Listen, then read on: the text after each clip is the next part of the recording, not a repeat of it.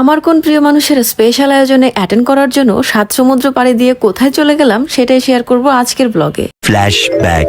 Hello everyone, আশা করতেছি সবাই খুব ভালো আছেন। আলহামদুলিল্লাহ আমিও অনেক ভালো আছি। সকাল সকাল রেডি হয়ে গেলাম আর আমার উদ্দেশ্য হলো সাভার। আমার খুব প্রিয় একজন মানুষের স্পেশাল আয়োজনে অ্যাটেন্ড করার জন্য সাভার যাইতেছি। তো আমি রিক্সা নিয়ে চলে আসতেছিলাম হাউস বিল্ডিং এ, সেখান থেকে সিএনজি নিলাম, তারপর তো যাইতেছি আর যাইতেছি, রাস্তা আর শেষ হয় না। লিটারালি আমার কোমর পিঠ একদম ধরে গেছিল, কিন্তু রাস্তা শেষ হইতেছিল না। তো আমি আমার সেই বন্ধুর বাড়িতে বহুবার যাবো করতেছিলাম, কিন্তু কখনোই যাওয়া হইতেছিল না। তবে এইবার ফাইনালি চলেই আসলাম। একে তো রাস্তা শেষ হইতেছিল না, তার উপর কিছু জায়গায় বৃষ্টির পানি জমে গেছিল, আর জ্যাম তো আছেই। অবশেষে ঘুরে ফিরে আমি চলে আসলাম ফ্যান্টাসির সামনে। ফ্যান্টাসির সামনে এসে একটুখানি সুইটস নিলাম। আমার বন্ধুর স্পেশাল দিনে স্পেশাল একটা মুহূর্তে মিষ্টি মুখ করাবো না, তা কেমনে হয়। সুইটস নেওয়া শেষ করে আমি আরেকটা রিক্সা নিয়ে নিলাম। তারপর দেখতেই পারতেছেন রাস্তার মধ্যে কিরকম করে পানি জমে আছে। এই 7 সমুদ্র পাড়ি দিয়ে আমি যাইতেছি আমার স্পেশাল বন্ধুর বাসায়। যেহেতু সাভার একটা ইন্ডাস্ট্রিয়াল এলাকা, তো এই জায়গার পরিবেশটা একটু অন্যরকম। তবে এই রাস্তাঘাটগুলোর একটু উন্নতি হওয়া দরকার। কত সরকার আসে যায়, কিন্তু এই রাস্তাঘাটগুলোর কেন জানি উন্নতি হয় না।